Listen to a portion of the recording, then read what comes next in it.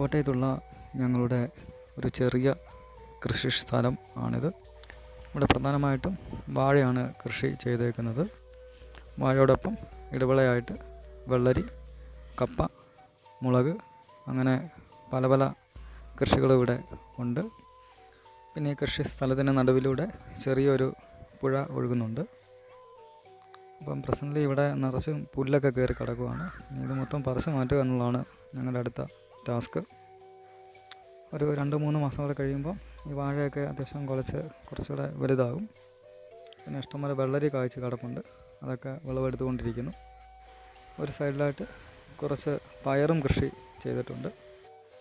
കഴിവതും ജൈവ വളമാണ് ഇതിനെല്ലാം നൽകിയേക്കുന്നത്. അപ്പോൾ ഷോർട്സ് വീഡിയോ കണ്ട് ഇഷ്ടപ്പെട്ടെങ്കിൽ ലൈക്കും ഷെയറും നൽകാനായിട്ട് ശ്രദ്ധിക്കണം കേട്ടോ. ഒന്ന് കണ്ടു നോക്കേ.